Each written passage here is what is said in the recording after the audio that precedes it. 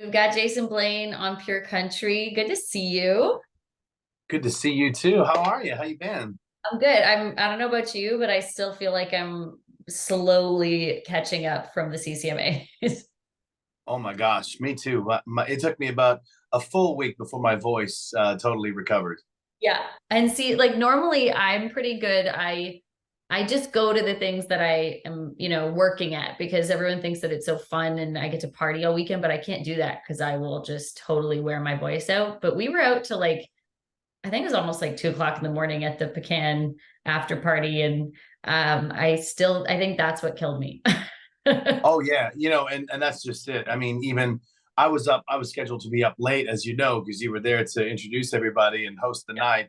And so I was looking at my time slot. I'm like, man, I'm gonna have to pace myself with the talking. It's not the singing. I could sing all night, but it's that talking over loud music, right? Yeah. And how fun was it? Because that was the first time that I got to see you perform The Road That Raised You Up live before. And I've been talking about it all summer long. I was like, you guys got to go see him live because I guarantee it's going to be even better when you see it in person. And it totally is. Oh, that was so fun. Thank you for that. Yeah, that was great. And what a fantastic house band that they had. Such great players. And it was just such a great night. And it was super fun for my booking agent Nick to get up there and jam at the end of the night. He just kind of came up. We started, he's like, just on the bottle, go. And so we started jamming some old 90s country and stuff. And that was just great. I love when that stuff happens. That's what after parties are about, right? Yeah, absolutely. Like the unscripted, just whatever goes, goes. But how fun has it been for you? Because I remember when this song was not out yet, but about to come out, and we had been talking, and I was so excited to hear new music from you and just to see what this song has already done. And it's not been out for that long. Like we got to live with it for the summer, but are you climbing into the top 10, it looks like? Yes, I think so. I think this week some it was actually it was great. So, I've been getting some text messages. I guess there's another chart that I don't really have access to, like a building chart or something like that. Okay. It's got it already in the top. But I mean I told my friends that I will breathe when it's officially posted in the top 10. I'll be able to breathe. But it's already been Shannon, it's already been an amazing journey with this song. Just the reception out at country radio across the nation, and Pure Country's been amazing. Pure Country was the first network and then the biggest to add it right out of the gate. And then it took a minute to get some others on board, the nature of the beast, but it's just been so cool, and to get messages from fans and friends all over the country, right from east to west coast, and say, hey, you're on the radio out here. It feels in some way like my first song. It feels like that all over again, because it had been a couple of years since I had a song do this well, and it's been incredible. Well, it's the song is so damn good. It's like it is so good. I listen to it. We have a farm now, and it's my favorite song. Like my son and I go and drive around on our side by side at the end of the night every night, and I always put it on because it is that song that makes you just kind of escape. And whether or not you were raised in the country or whatever, like wherever you Right. were raised, this song applies to you no matter what. And I think that's really cool to be able to capture that because in country music, everyone sings about, being raised country, but this song is really just like to whatever road raised you up, whatever part of the world in Canada, wherever, it kind of speaks to everyone. And I feel like you maybe didn't even realize how universal this song was till it went out. Right. Yeah. It really is. The road is it's a metaphor for life, right? Yeah. That's really, and it's your own path, it's your own journey, and whatever that means to you. I know what it means to me. And, but it's been very cool to see it relate to, other people in their story. For me growing up in small town, Pembroke, Ontario, to this journey all the way to Nashville, Tennessee. It's been quite the road. It's been quite the journey over the past 17 years. And but I take a little piece of my hometown everywhere I go. And it's for me going back to Pembroke every year and doing my charity golf event. That's my way of staying connected to the road that raised me up. For sure. And as a parent, like you are a proud Canadian guy, obviously, and yes, you're in Nashville, but how have you tried to maintain the Canadian part of you, the way you were raised, with raising your own kids? Sure, yeah. Well, that's just it. I mean, at least bringing my kids home. Usually we do Christmas every other year, but we go back every year for this charity golf event, and it's just been a labor of love. We're closing in on raising $1 million over the past 10 years. I suspect we'll probably hit that mark next June when we have our event. But bringing the kids back and, just doing the Canadian things, they love to get the Timbits, right? They always love to go to Tim Hortons. So does Steven. And He's like my big kid. oh yeah, yeah, you got to. That's the first thing we do when we get across the border. Let's get Timbits, and then of course I'm a sucker for some good poutine whenever I'm back in Canada, So it's all those a million little things, and then just family and friends. So nice. Yeah. So obviously the road that raised you up, we're still living in that moment right now, but I feel like this is a really cool new era of music for you. And we've talked about this a little bit off camera, but even you just saying that you feel like it's your first song being released again. Yeah. How truly. pumped are you for this new chapter? Because it does feel like there's a lot of really good things musically coming your way. I certainly hope so. I think so. I think, it's funny, Shannon. I moved to Nashville in '06, and my first really big hit came out in '07, and that started kind of a good solid decade run from 2007 to 2017 of pretty consistent songs landing in the top 10 and better. And touring across Canada and doing all kinds of festival shows. And I remember watching an interview from my guy, Vince Gill, on like CMT or GAC or something like that around that time. And it was right around that time when country radio kind of stopped playing Vince. And it was like, oh, it was kind of hard to watch this interview.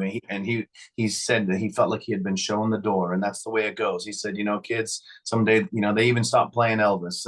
But he was talking about how he felt at that point in his life, ironically, he was doing the best music of his career. Ironically, he was singing better, writing better, playing better than ever before.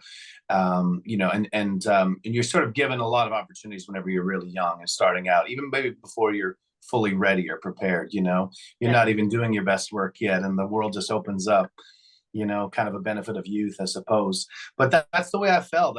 And so it got radio, and some of those things got really hard, really challenging around 2017 and 2020. I turned 40 in 2020, and I thought that it was kind of that thing. I thought that, yeah, man, I thought that window was closed for me maybe. And I pivoted, and I did a really cool roots country record that I'm super proud of.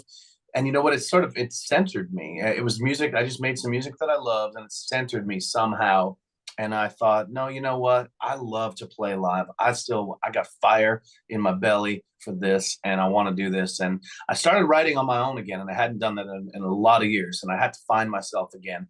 And out of that process came The Road That Raised You Up and several new things that are hot and ready to go next. Oh, I love that. And I think that it's a difficult time in your life when you go through those seasons of, being a little lost and like, what path am I going down? But it's so funny how, like, Steven always says this to me, like, every setback is a setup. And it's like, it really is, because it makes you stop and go reassess, like, what's the plan? Yes, and I will say, your sweet husband Stephen sent me a very sweet message just a day ago, because we have this song together called "Your Heart" that's a part of my new record, and will definitely be a single at some point in the very near future. I'm super proud of, but it was just, we moved to Nashville around the same time, like literally within months, and we've both had an incredible journey, and we've both had our ups and downs. And of course, he had an incredible, successful career as a writer and an artist in his own right. And so it's been cool to get those messages from peers that you respect, from people, from guys like Steven Lee, guys, and I've got several others too. I guess I'd count Tebe among them, and fellow great songwriter like Derek Rattan, but many others that send messages and just be like, that's been the really cool thing to be back in the radio and back tipping on top 10, get these messages from friends saying, man, good on you for fighting the fight and staying in there. I think Steven said, there's more to come, and never give up on it, and that meant the world to me. I love that. And I have to tell you, you might not even know this, but when I first even got the idea of working in country radio, like, I think it was like maybe 10 years ago. You were the first show that I went to before I started working in Hamilton. Oh, wow. And Wow. I followed you on Twitter, and I was like, I loved your music and stuff like that. And I remember you writing me and just saying, thank you so much for being a fan. I can't wait to meet you in person someday. And like, thanks for being a part of this. Oh. And that was like a click for me where I went, like, that doesn't happen in other genres. Country music is it, like, the artists are just so down to earth. And I just remember immediately being like, man, what a good human, like a nice human that I hope I do get to meet him one day. And so it's a really cool full circle moment that I get to do this with you right now. Cause I'm like, you were the first artist that I ever had any sort of communication with that made me go like, damn, country music is cool. Well, that's amazing. Thank you. And, that's really good to hear, because I always try my best to give everybody, time and a response. And it's been really cool to see your career just bloom into the amazing career that it is. Cause I remember, doing interviews with you early on when you were starting out your career. And, you always asked to do interviews with me. I always appreciate it. And now here we are, years later. And it's pretty cool to be on this sort of platform with Pure Country, and we get to do this as industry peers. It's really cool how we cheer each other on in a lot of ways.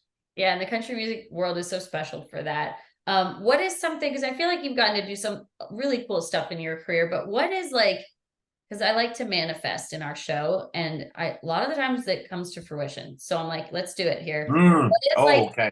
a bucket list item that you have not crossed off yet that you're like, it's got to happen? Oh, it's so simple. It's the Opry. The Opry. It's the Opry for me. I feel like no matter what I do in my career, it play all these amazing shows, whether it's Boots and Hearts or Cavendish or Country Thunder or the CCMA performances or winning awards. I don't think I'll have made it in my mother's eyes until I step on the Opry stage. It's like she still asks me like every year, it's like, he's like, I heard so and so played the Opry. I heard Steven Lee played the Opry. You should play the Opry too, honey. You should do that. And I'm like, yeah, I would. I'd love to. Like, yes, I should. All right. Yes, I should. Yeah, thank you for that, Mom. Moms are great for that, right? They are. They're good reminders and encouragers. Great reminders. But you know what? Maybe it's true. Maybe moms, God bless them, are there to remind you not to give up on those dreams and not to let those dreams go, even how far out they may be. When you know the industry, you know how special of an invitation that is. Sometimes you might let yourself give up on that, but being back on the radio, being back in the top 10, being embraced again with new music, and I'm filled with so much hope and fire. And you use the word manifest. I think I manifested this song to be successful. So I think anything's possible. So you know what? Let's put that out there. We're gonna put that out in the world, and then I guarantee you one day we will jump back on this, hopefully in person, but if not, a Zoom, and we will discuss your Opry debut. It's going to happen. I'm putting it out there. Oh man, your lips to God's ears. Thank you, Shannon. I love it. All right. So good to chat with you. Everyone go listen to The Road That Raised You Up. You can obviously hear it on Pure Country, but new music hopefully coming very soon from Jason Blaine. Thanks so much for joining me. All right. Take care. See you, everybody.